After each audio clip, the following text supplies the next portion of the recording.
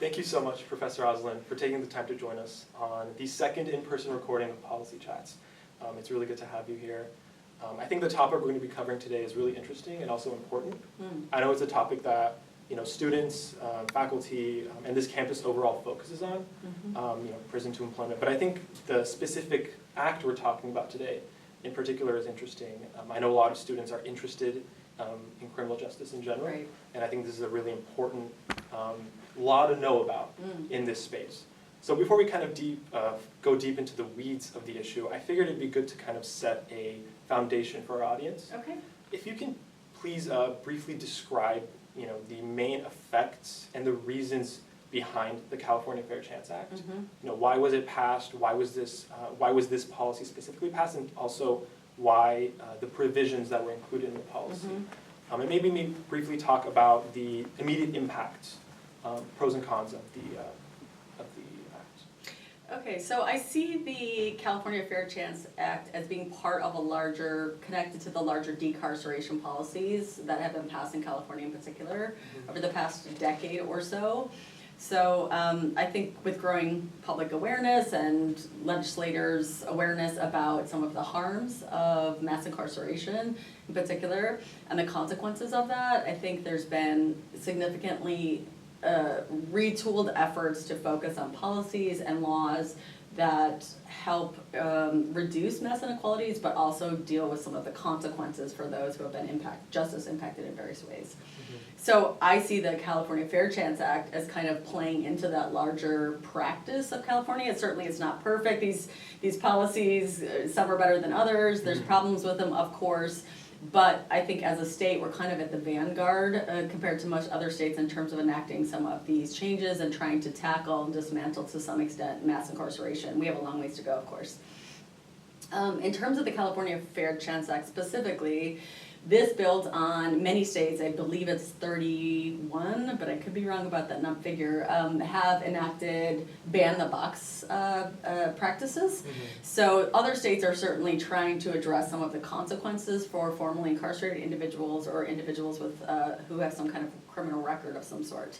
And ban-the-box policies have actually, research shows they're mixed in terms of their efficacy. So some find that they work in terms of opening doors for employment opportunities for folks and decreasing some of the discrimination. Other studies find that there's other ways employers can actually use to skirt those policies and still discriminate against people with records. So the California Fair Chance Act builds upon the ban-the-box kind of approach and policy in that it is, I call it like ban-the-box on steroids, sort of. And I'm happy to sort of walk through exactly what that entails because it's a multifaceted policy. And so the California Fair Chance Act includes banning the box. It also prohibits employers from conducting background checks until after a conditional offer of employment. It mandates an individualized assessment if employers find a record in terms of explaining kind of why this person is why the offer is rescinded. And then it also provides a provision where individuals can appeal that rescinded offer. So I look at the California Fair Chance Act, which by the way draws on the EEOC's recommended guidelines in terms of eradicating or lessening at least discrimination. I see this as kind of following through longer in the process, the employment and the hiring process. Whereas ban-the-box just focuses primarily on the initial step of the application, right? It strips that question. This is like much more consistent throughout the process. So I'm not sure I answered all of your questions, but No, that was really good. I think it was a great foundation for our audience to understand. Okay. Yes, and kind of thank you for kind of sharing about the California Fair Chance Act. And you talked about banning the box and how it's imperfect. Yeah. And so we were kind of wondering, what are the key pros and cons, and how effective has this act specifically been after being passed? Yeah, that's a great question. As I said, ban the box is kind of mixed results in terms of the studies that have been done on it. I would say it's maybe better than nothing, but it's certainly imperfect. And there's some states that have kind of enacted Fair Chance Act laws, but California, I would say, is the most stringent, and it's the most stringent, and it applies to public employers as well, which is kind of rare. Typically, a lot of these apply to private firms, so California does both. And we don't actually know a lot about the efficacy of the Fair Chance Act, Fair Chance Acts, and specifically the California Fair Chance Act. And so my colleagues and I have actually done a study to do surveys with employers in the Inland Empire to try to get a sense of what exactly their thinking is about it, their awareness of the California Fair Chance Act, and what their current hiring practices are. And we have some pretty interesting findings. Would you like me to go into those? Or? Yeah. Okay. Yeah, it's pretty interesting so far. This is a publication we're working on getting out there. But there's some very interesting results so far. So in a nutshell, hiring decision makers remain reluctant to hire individuals who possess records. We know that based on our data and our surveys. We've done 524 surveys with decision makers from companies with 5 or more employees, and we did the survey in 2021. And the survey also includes an experiment that designs to test whether applicant appeals are an effective strategy to sort of counter some of this employers' resistance to hiring those with records. Mm-hmm. So roughly 75% of hiring decision makers were unwilling to seriously consider an applicant with a drug, property, or violent conviction. Drug, property, and violent convictions remain greater barriers to employment compared to other stigmatized characteristics, including possessing a GED, employment gaps, and low credit scores. So these are still highly stigmatized characteristics, we find. And also historic patterns persist with employers in non-public facing and labor-intensive industries, and those with high percentages of unskilled positions have more favorable background check policies and a greater willingness to hire applicants with records compared to other types of employers. So that's one component. The other component is that we see lots of violations of the Fair Chance Act in the IE, unfortunately. So 50% of hiring decision makers indicated that their employer changed their background check policy after the Fair Chance was enacted. So that seems positive, right? However, we find that nearly 80% of hiring decision makers self-reported violating the Fair Chance Act by considering criminal history prior to a conditional offer of employment. So that's actually pretty troubling when we think about the efficacy of a policy. That's problematic. And violations also are largely consistent across employers, irrespective of firm characteristics like company size. And hiring decision makers who reported their employer changed their policy to be Fair Chance Act compliant were as likely to consider criminal history in violation of the Fair Chance Act as those whose employer did not update their policy. So it's kind of an interesting finding as well and piece of this. So that's kind of what our preliminary findings are with this paper, and we were a little surprised that it was such a high number actually. Mm-hmm. And on top of that, a lot of employers were not really aware of what the Fair Chance Act was, or if it was very a general sort of, I would say, superficial understanding of all the components, because it's kind of a complicated policy. Yeah, that's really interesting. I had a quick follow-up to that. Sure. And I'm not sure if you have you might not have the exact numbers, but I figured it'd be a good question to ask an expert. Mm. Do you find, are there any differences, and maybe this can go out, this is a little outside the California Fair Chance Act, but are there any differences when it comes to how employers view someone who applied to a position at their company? Mm-hmm. Are there differences based on the reason they were convicted in the past? So mm-hmm. Are there any differences that exist if an employer finds out this person committed a violent crime mm-hmm. versus maybe a crime against the state like a drug offense? Yes. Are there any differences, or is it more so, jumbled up together? Yeah, that's actually a great question. There's been some studies on this, and that was actually our appeal component, tried to tease out length of time, and we did ask some questions about the type of offense that the person was convicted of. And so we find ultimately, based on a lot of research, that employers are less likely to hire those with some kind of violent record. And more likely to hire those who have misdemeanor offenses versus felony offenses, which is not altogether surprising. Mm-hmm. But though there's a lot of considerations that hiring decision makers take into account for when they consider hiring someone with a record, and these kinds of nuances exist and actually do produce somewhat different outcomes across the board. Yeah, that's really interesting. That was one of the main things that I was thinking about in the topic was, is it more of, holistic? Do employers, do they see that you were convicted in the past and just say, I don't care, absolutely not? Or it's interesting that there are differences that exist depending on how long the sentence was and what exactly the crime was. Kind of going back to the main topic, this is probably a really important question, is just historically, and maybe in both our region and California, maybe even in the country in general, historically, how challenging has reentry been for previously convicted individuals? And can you maybe specifically outline the main obstacles that exist, like the path to actually, get back and reintegrate into society? Yeah. Individuals with records have a lot of obstacles to contend with. We know in the re-entry literature that one of the biggest challenges is finding employment, and we know that employment is often correlated with whether someone reoffends or returns to prisons. So there's many factors that are important, of course, such as securing housing, family relationships, social support, and so forth.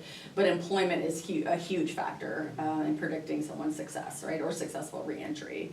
And so that's why we're kind of interested in this component of employment so much, and I think that's why there are a lot of policies and talk about policies that specifically target employment opportunities and reducing some of those discriminatory practices that employers possess. I would say some of the things include, from the employer side, include liability and risk concerns. Those are some of the things that they express that they're worried about in terms of making these decisions. We also know there's a practice of statistical discrimination that occurs. So even in well-intentioned policies, such as ban-the-box policies, studies find that employers can resort to statistical discrimination practices. So they might not know if you have a record or not, but they might infer that based on gaps in employment history, race, ethnicity, the other kinds of things. And so they might just, to be on, quote, the safe side, they might just automatically sort of reject you from the pool.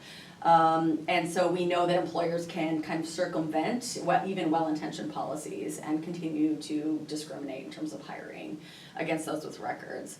And of course, stigma is a huge factor in terms and barrier for individuals to successfully obtain employment.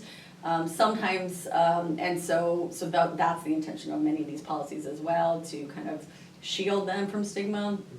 But of course, we know that there's always a lot of discretion on the hiring decision maker side as well, in terms of making these decisions and the considerations that go into that. So I think it's an uphill battle for sure for individuals trying to gain employment, particularly if they've been incarcerated for a long period of time and have more severe offenses on the record. So yeah, I think although things are shifting a little bit, I think there's a lot of work to do and a long way to go still. Yes, absolutely. And I know you're kind of talking about how important becoming employed is with re-entry, and you kind of touched upon the idea of stigma. So what is how can we better fight the stigma of prior conviction for employment and employment? So what can the criminal justice system do as well? Yeah, I don't see this as much about being really something that the criminal justice system can do as well, besides, of course, decarceration and other kinds of things. I don't feel like this falls as much in their purview. Obviously, they can do things like restrict access to someone's record if there's online, sources that would disclose that. They could be more stringent about making sure that information is not revealed. That is something they could potentially do.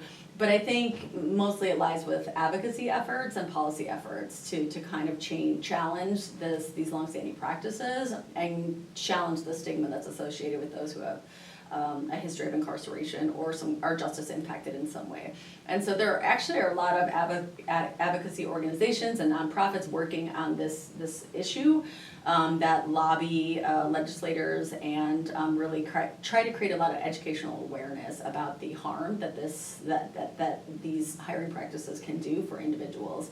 Particularly if we say we're interested in giving people actually a second chance, and we say we want to encourage successful reentry, we need to put our money where our mouths are, right? And so we need to be able to actually provide services, resources for people, training for people, so that the transition is smoother and so that they're not shut out at the very beginning of this process, right? And discriminated against, despite, being released and moving on with their lives. And so I think that that's a struggle. But there's an interesting new bill, SB 809, that was introduced in the Senate, I believe in February or March of this year. And that basically is trying to earmark money for better enforcement of the California Fair Chance Act, because that's something that is kind of lacking. So we have this policy, but there doesn't seem to be very good enforcement of this policy. And so there's a new bill that was introduced, and we'll see where it goes, but ultimately it kind of puts more teeth behind the policy itself in terms of enforcement, and creates more stipulations of disclosure, and puts that onus on the employer so that someone can obtain those records, and potentially, contest that in terms of not being denied an opportunity or having an offer rescinded for them. That's really interesting, and I kind of, based on that and something you said earlier, I just had two minor follow-ups. Sure. One of them was going back to what you said earlier about, depending on whether or not you have a record, the impact that has on employment and reentry. Mm-hmm. But then also, I was wondering, are there any racial or gender or any other kind of any other kinds of discrimination happening when it comes to employment that can maybe stack on top of having a record? Yeah. And if so, how much of an impact does it have? Mm-hmm. Or maybe the impact is not huge? It does have a big impact. There's been studies that try to tease out the effect of race versus having a criminal record of some sort, and studies repeatedly find that that people are discriminated based on race and ethnicity. So the most hard hit are often African Americans. In terms of being targeted and discriminated against, and then the record also kind of adds on to that, right, and compounds the disadvantage or discrimination that can occur for individuals. So there's been really interesting audit studies by Diva Pager and others, and some of those are 15 years old or so, that really show that it's like a double whammy of sorts for individuals when they have this, and even in studies that try to tease out the differences. White individuals, if I'm remembering the study correctly, white individuals who have a record get callbacks more, and this is at the initial callback stage, than African Americans who don't have records, right? So this really shows that it's not just about having a record, but it also intersects with race, ethnicity, and of course class is a big component of that as well, in terms of what types of jobs you're applying for and so forth. Yeah, definitely. I think that's also a really important question because, and what you said at the end just goes to show that having a record obviously plays a role, but then there are so many other factors that can play, that can make the situation even worse. Mm-hmm. And I think it's really surprising that those with a record that are white have a better chance of getting a callback versus African Americans with no record. Exactly. And that just goes to show how big the impact of race is when it comes to employment. And sometimes it's hard to disentangle, right? Yeah. So that's why it's great to have studies, and we need more studies that try to decouple to some extent what's going on here and get inside of the thinking and assessments of the hiring decision makers, which is what we were trying to do with our surveys, right? Of how do you make these decisions, right? And would you consider this candidate versus this candidate? How would you evaluate them? So we're trying to tease out some of that, but it's a much larger project and endeavor. Yeah, definitely. And the other follow-up I had was more so on, are there any differences, this might be a little obvious, but it must be really challenging to try to, when you're talking with an employer, trying to see, if you were to ask them what their thoughts are on something like the California Fair Chance Act, they would probably give you the societally accepted answer. Mm-hmm. So what's the challenge when it comes to trying to convince people, hey, this is a really important policy that needs to be not only passed but enforced? Because, I think oftentimes the counter argument they might give is, well, I reserve the right to hire who I want or who I don't want. Yeah. How challenging is that conversation specifically? Yeah, I mean, our study wasn't really getting at changing people's mind. We're trying to assess how people think about this, right? How hiring decision makers think about this. But I do think, and that is a problem with surveys of social desirability bias, right? We know that people can try to give the PC or socially correct answers. But surprisingly, we did a small amount of follow-up interviews, and surprisingly, people were somewhat, open with their thinking and said things I was surprised to hear them say. So we do have some more kind of, not just a survey, but we also have a smaller number, and I believe it's like 20-something interviews, follow-up interviews with individuals, asking them more about like, what is your thought process? How do you do these assessments? How much are you aware of the Fair Chance Act and these kinds of questions? And sometimes they incorrectly understood what it was. So they were like operating off of faulty information. But that translates to the types of things they're doing in these hiring processes, and that's a problem, right? If they're not even aware exactly of what the Fair Chance Act entails. Yeah, and I guess that relates to a bigger problem of like actually educating, getting the word out. Exactly. Which sounds like an obvious issue, but it's a really big issue. If people don't know it exists or they misunderstand what it implies, then that can totally change, their actions when it comes to employment and who they hire. Yes. And to kind of finish the episode, I thought we could maybe take a step back and look at the topic from a broader lens, kind of on a bigger issue. Obviously, this topic is very contentious and can oftentimes be very political in nature.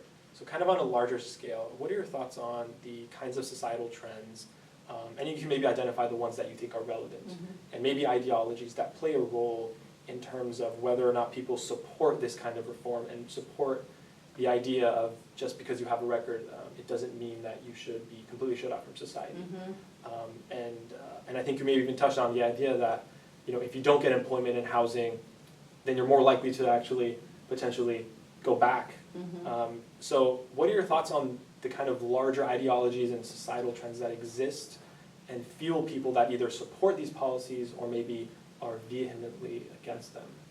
Yeah, that's a good question. I think that there's a growing awareness and recognition that there are these structural inequalities that exist, right? And part of that awareness and acceptance is, let's change policies. Let's do something differently here. Let's